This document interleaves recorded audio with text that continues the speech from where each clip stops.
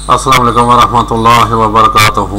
Viewers, मैं अपने उन तमाम दोस्तों का शुक्रिया अदा करता हूं जो मेरी वीडियो देखते हैं, लाइक करते हैं, शेयर करते हैं और कमेंट्स बॉक्स में जाकर मुफीद मशवरा से मुझे नवाजते हैं, जिससे मैं अपनी वीडियो मज़ीद बेहतर से बेहतर कर सकूं।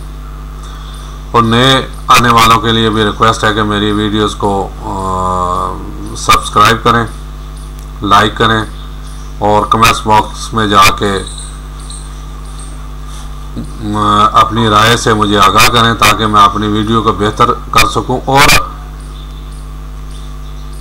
खुदा जहां तनकीद बनती है ज़रूर करें, तनकीद अच्छी लगेगी, तनकीद से ही मैं अपनी वीडियो जो है ना बेहतर कर सकूंगा। जहां मुझ में कमियां हैं वो बताएं मुझे, जिस टॉपिक के मैंने कोई गलत बात की है वो बताएं मुझे।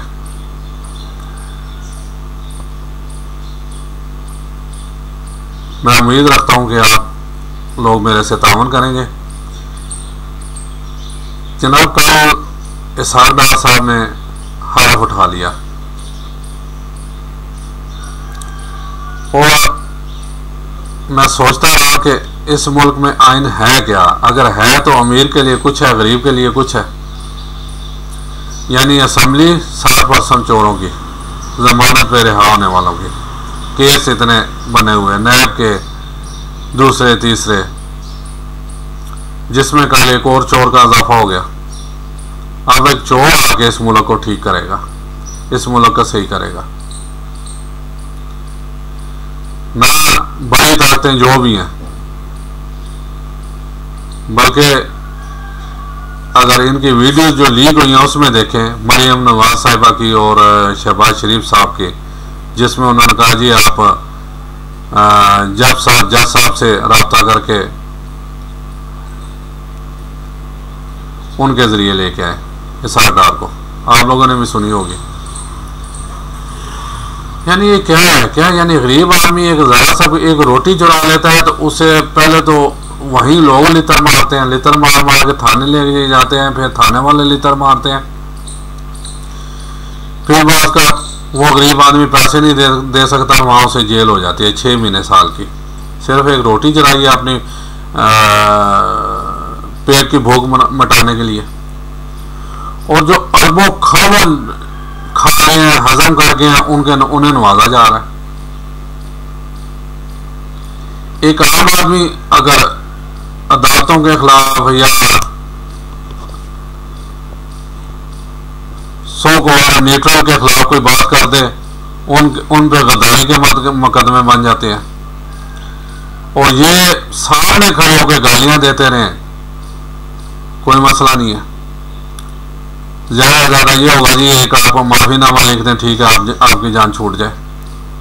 माफीनामे से समझ गए होंगे मैं किसी को छोड़ता नहीं, क्योंकि मैं असल में पाकिस्तानी हूँ, मुझे पाकिस्तान से प्यार है। जो बंदा भी गलत बात करेगा मैं तो पॉइंट आउट करूंगा, चाहे वो कोई भी हो, चाहे हमारी फौज के बंदे हो, चाहे जुडिशरी हो, चाहे ब्यूरोक्रेट हो, चाहे सियासतदान हो, मैं तो पॉइंट आउट करूंगा। फिर ये दो इस मुल्क में क्यों? मैंने कल भी 2-3 पहले वीडियो अपलोड की कि सिर्फ क्रिकेट टीम आ रही थी, हमने आधा पौना घंटा उधर इंतजार किया और बीच में 2-3 बच्चे डिलीवरी मैन थे जो डिलीवरी दे के वापस जा रहे थे। अब बार बार उन्हें फ़ोन आ रहा था कि जी, क्योंकि वो तो ऑनलाइन रब्ता होता है, मसलसल कॉन्टैक्ट में होते हैं, बल्कि माइलेज जो है ना वो उनके क्यों पेट्रोल भी लेते हैं ना, माइलेज आकर तो ये माइलेज भी चेक कर रहे होते हैं, कितने में आ रहा है, ये किधर जा रहा है, क्या साहब ये भी हो रहा है। वो बार बार उसे कह रहे हैं भाई किधर है, कि जल्दी आओ, नेक्स्ट ऑर्डर देना है। और वो फंसे हुए, वजह क्या थी, क्रिकेट टीम को वहाँ से गुजार के, और 15 मिनट तकरीबन हम बाद में भी वहाँ पे इंतज़ार करते रहे। इस मुल्क में ये निज़ाम क्यों है? कब ये चेंज होगा हमारा निज़ाम? दूसरे मुल्कों में, मैं सऊदीया में रहा, वहाँ का मलक भी पहले तो उन्होंने सीधा रखा हुआ है, वो हेलीकॉप्टर पर पकड़ते हैं, अपने महल में जाके उतर जाते हैं। अगर बाई रोड भी आना चले पड़े तो वो कभी ट्रैफिक में नहीं रोकते। नाम की वजह से आम वहाँ का बंदा मुतासर होता है। यहाँ एक उठ के एमपीए भी जा रहा हो तो उसके पास 50 गाड़ियां होंगी, 7 गनमैन होंगे, जी रास्ता रोक दो। जरदारी साहब के दौर का वाक्य मैंने उस दिन भी कोट किया था कि ऐसे ही एक एम्बुलेंस जा रहे थे जिसमें एक मरीजा डिलीवरी का टाइम था, उसने उधर ही बच्चे को रक्षा में, सॉरी एम्बुलेंस में नहीं थी, रक्षा था, उसी में बच्चे को जन्म दिया। हमारे आम आदमी का ये हाल है। वजह क्या है कि हम भी आंखें बंद करके सारा कुछ बर्दाश्त कर रहे हैं, अपने राइट के लिए, अपने हक के लिए बाहर नहीं निकलते। बल्कि मैंने तो उस दिन भी कहा था अब अपने बच्चों के राइट के लिए, हमारा वक्त गुजर गया जैसे भी गुजर गया, अपने बच्चों के राइट के लिए बाहर निकले थे। आप हमारे साथ क्यों जुल्म कर रहे हो? इससे अच्छा तो फिर अंग्रेज दौर था, वो सिर्फ अंग्रेज ही थे था। हमारे बड़े कहते हैं कि वो आम लोगों में इंसाफ करते थे, जो उन्हें तंग नहीं करते थे, जुल्म नहीं करते थे। यहाँ पर हमारे ऊपर 10 आका बन के बैठे हुए हैं, हर ताकतवर गरीब बनने के लिए उस बादशाह और अपना आदर मनवाता है और गरीब आदमी को मारना पड़ता है। सिंध की खासा सिंध की तरफ देख लें, वडेरे वडेरा जो गरीब के साथ रहना रहता है, वो जो चाहे जायज नजायज उससे बात मनवाता है, जो चाहे उनके खानदान के बच्चियों के साथ वो करता है, खुलेआम, कोई रोकने वाला नहीं है। वजह क्या है? हमारे कानून में खला है, बहुत बड़ा खला है। अमीर के लिए कुछ है, गरीब के लिए कुछ है। अभी ये मैंने पिछली एक वीडियो अपलोड करनी है, अभी बनाई है। आजकल ये जो बच्चों के अगवा की वारदातें हो रही हैं, अगर इसी में सिर्फ एक चीज कर दी जाए कि जहां भी कोई अगवा ऐसा मिले उसे वहीं टांग दे, उसी जगह, कोई अदालत कोई कुछ नहीं, पकड़ा है लटका दो और एक हफ्ता उधर लटकाए रखो। मैं देखता हूँ ये वारदातें कैसे होती हैं।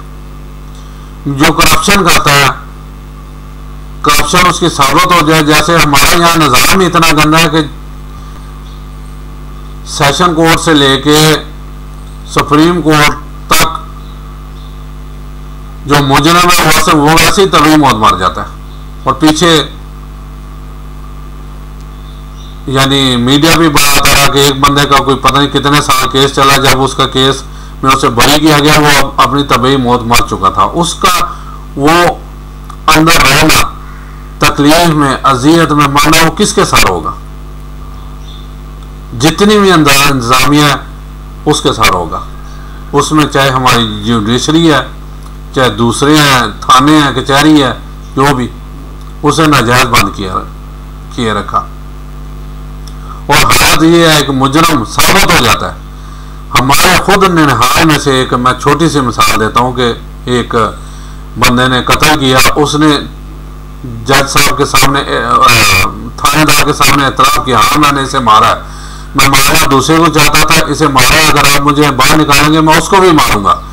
उसने उसे बाहर भेजा, कहता जी दोबारा से बुलाओ, फिर बयान दरवाया, उसने यही सेम रिपीट किया, फिर बाहर भेजा, 10 मिनट 15 मिनट बैठ के कहता जी इसे पानी पिलाओ, ये होश में तो है।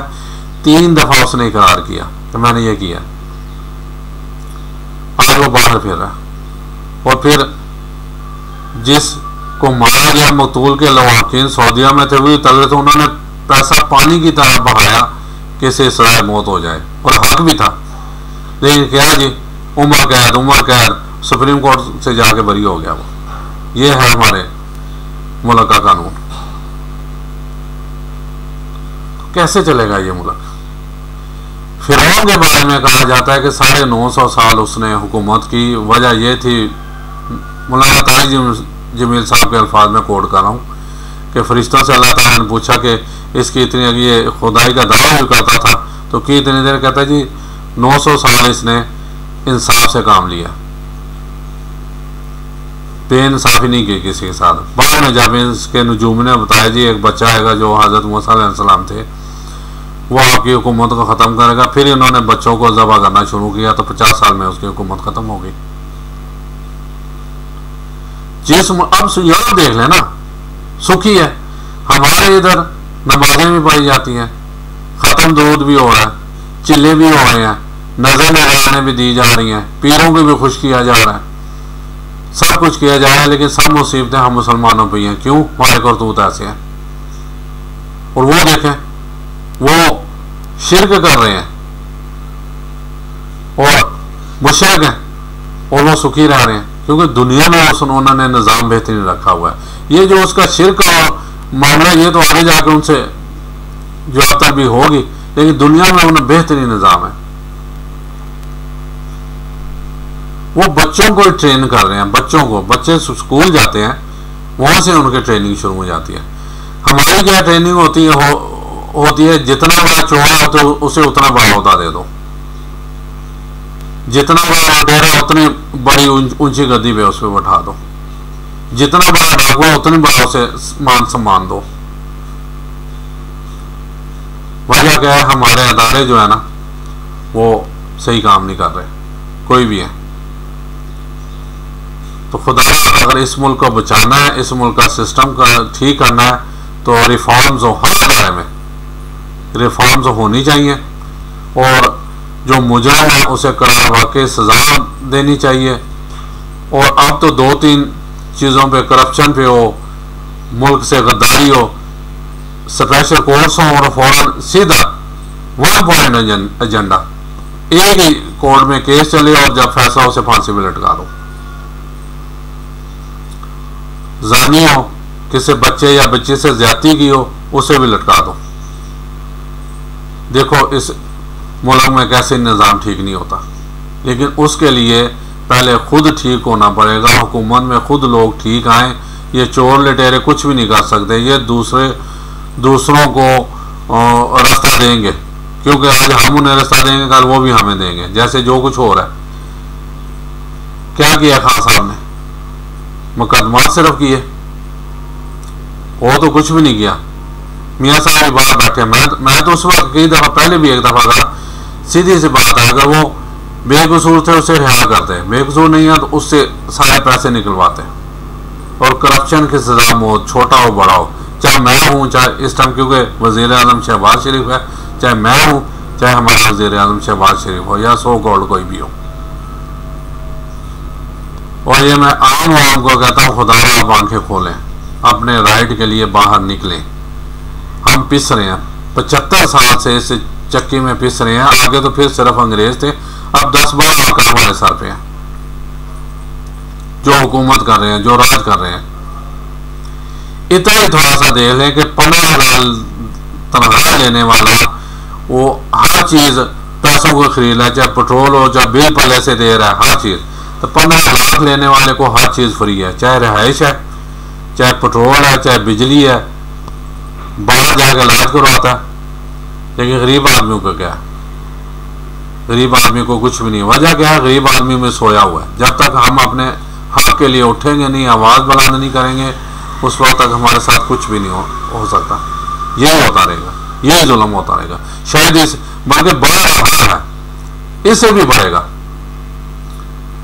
तो खुदा इस बारे में सोचिएगा। मेरी वीडियो को लाइक कीजिएगा और कमेंट्स में अगर मुझसे कोई गलती हो तो मैं सबसे माज़रत चाहता हूँ। अपनी आवाज़ से आगाह कीजिएगा, मेरी रहनुमाई कीजिएगा। अस्सलाम वालेकुम व रहमतुल्लाहि व बरकातुहू।